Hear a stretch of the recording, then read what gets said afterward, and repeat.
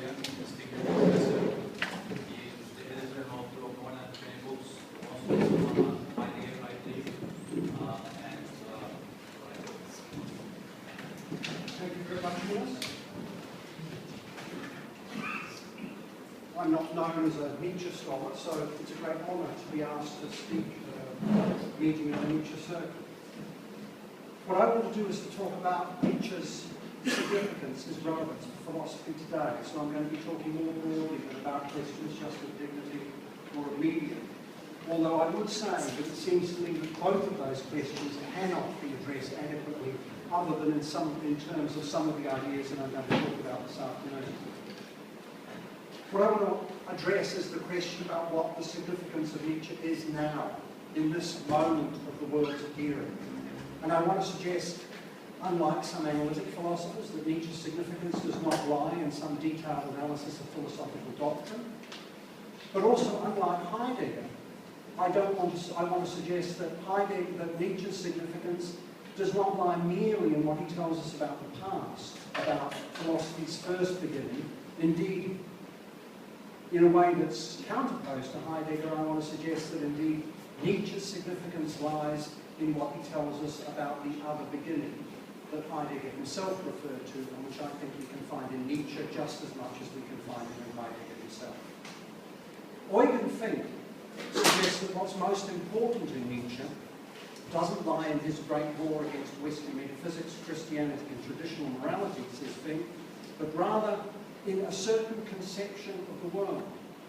Thus, Fink writes that, quote, what we need to do to understand Nietzsche now is, before all else, to bring into words the relationship of human existence to the world, to the experience of the world.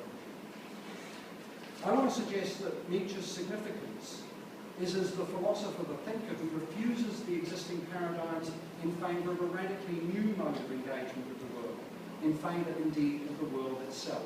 Something that, as Heidegger pointed out to us, generally philosophy has tended to forget.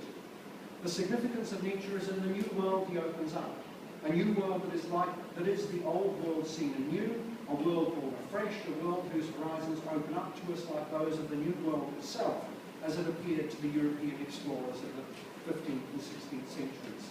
It's this new world that brings with it a new, a different, another philosophy, a new mode of thinking. Now, my claim is that central to this mode of understanding Nietzsche's significance, and to those of you who know my work, this claim will seem unsurprising. My claim is that this significance lies in the way Nietzsche heralds a new mode of thinking that is, in the terms I've used elsewhere, topographical or topological.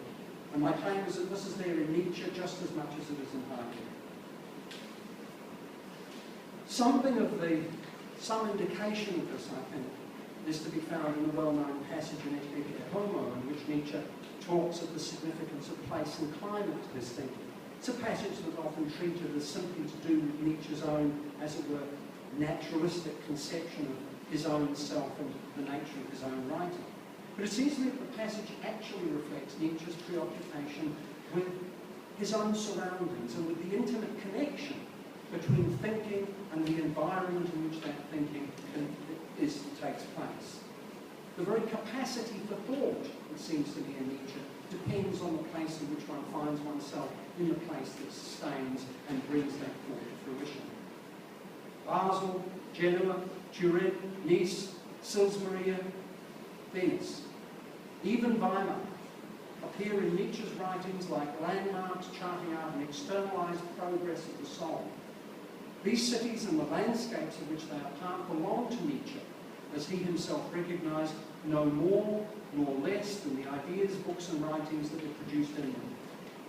What we find in Nietzsche is both the internalization of an external topography and the externalization of an inner life in such a way that the inner and outer are no longer capable of ready differentiation.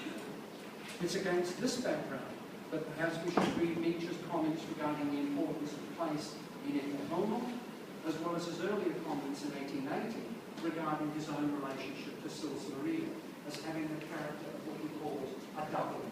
And he writes, there is many a spot in nature where, with the pleasure of the show, we rediscover ourselves.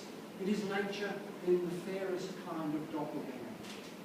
Here, where Italy and Finland entered into a union and all the silvery tones of nature seem to have made their home, how happy he who can say, there are certainly greater and fairer things in nature, but this is mine and known to me, a blood relation, and indeed more than that. Words that almost exactly mirror similar comments made by Wordsworth in his famous poem Michael. Indeed, even the comment about blood relation is one Wordsworth himself makes. One might be reminded too of Marcel Proust's description some decades later regarding the intimate relation to his own Congrès and the places contained within it, in our research we talk perdu. They're two places personalised, and the relation to places akin to something familiar and more than familiar. Admittedly, there is, one might say, a certain romanticism in the sense of the doubling of self and place that appears here. But at this point, romanticism and materialism, or naturalism, may be viewed as coming together. The romantic given in and through the material, and the material in and through the romantic. Nietzsche's dissolution of the separation of self from world, even while he also retains a strong sense of his own solitude and even perhaps the idiosyncrasy of his position, is undoubtedly connected with his refusal to accept the idea of a metaphysical view of the world that looks constantly to uncover something behind or beyond, something that would do away with the world of seeming and replace it with a more solid world that simply is. Which is also to say that there is nothing behind or beyond the surface of the place for Nietzsche. Indeed, understanding the character of place, of topos, as surface, we can say that there is only the place and nothing behind or beneath it. In this respect, one might even claim Nietzsche as the first true environmentalist, though it's a strange claim to make, inasmuch as such an attitude surely means attending to that which environs, which surrounds, and so also supports, much as does the Platonic forum, another avatar of place, but which is never reducible merely to some aspect of the world, or of the world understood as pure nature. In this respect, Nietzsche's reversed Platonism is not metaphysics, contrary to Heidegger's claim once more. It is a reversal in a very different sense, a reversal that is more complete than anything Heidegger envisages. The idea of place brings with it the idea of the inescapability of surface, but also the inescapability of limit. Indeed, in Nietzsche, perhaps we find the full recognition of the power of limit as that which produces, which opens up, which illuminates, which is to be embraced. The idea of limit is that which also frees. It is this that seems to me to be an issue in part in Nietzsche's idea both of the eternal recurrence, which Heidegger claimed was the core of his thinking, I think he is right on that, and the associated idea of amor fati, the love of fate. The eternal recurrence comes from a recognition of the fact that the significance of life arises not from anything other than the fact that the life that is lived is a life in the world, and must be in the world. Whether the world is infinite in time or infinite in space, the world is filled with this life in its uniqueness and its endless repetition. Love of fate is love of the world. Amor fati is also amor mundi, and so also love of the life that is lived as it is lived in and with its limitation. Nietzsche finds significance in limit and not in its surpassing. Amor fati, however, amor mundi, is also amor loci. It is place that draws together the idea of the superficial and the limited, but in a way that also shows us how the limit is productive. Only with the limit does the world open up as world. It is thus that in Venice, perhaps the last and most important of the cities to which Nietzsche pays homage, in Venice, in the city that signifies loss and decay, and so also death, in Venice we find Nietzsche overcome with a joy at the opening up of a new world that is presaged there. A new world that appears as Venice itself opens to the sea, to the sky, and to the nude. Venice, the city of masks, is also the city that shows us that there is nothing more than the mask, that there need be nothing more than the mask. In Venice, beauty and death, happiness and tragedy are found in the most intimate and inextricable proximity. For Nietzsche, Venice thus symbolises both the duality of the world, but also the possibility, even if it be an illusion, of the overcoming of that duality. Venice shows the essential ambivalence of the world. Its openness and limit, its duality and unity, all taken together. And as such, Venice also exhibits the world as encompassing the entirety of existence. The entirety of existence, perhaps, as captured in the idea of the eternal recurrence, which perhaps has a stronger expression in Venice than anywhere else. The whole of existence as entirely immanent to us, as possessed of nothing that transcends what is immediately given. Yet what is given is not given directly, is not given in some simple, unambivalent, unequivocal fashion, in a way that stands over and above any multiplicity of perspectives or views. The world is given only in that multiplicity, only in that plurality. The thinking that is attuned to its own placidness, and to the placidness of thinking as such, as well as to the placidness of the very appearing of things, will always find itself given over also to the multiple and the indeterminate, even as these are given unity in place.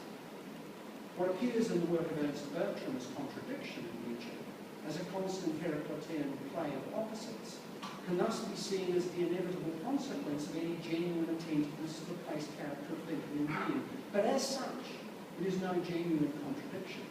It is the very character of the world.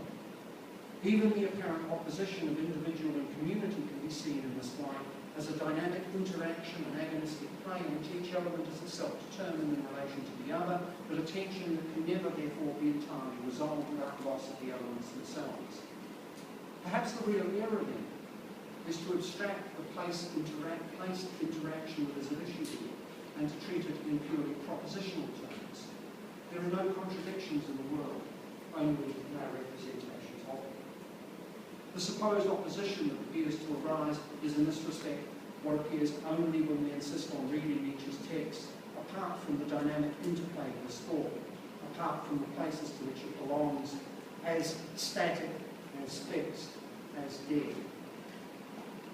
Through the genuine interplay of thought and place in Nietzsche's writings, that interplay turns out not to be a detour through otherwise peripheral side tracks and roads, but takes us instead through the very centre of Nietzsche's philosophical landscape.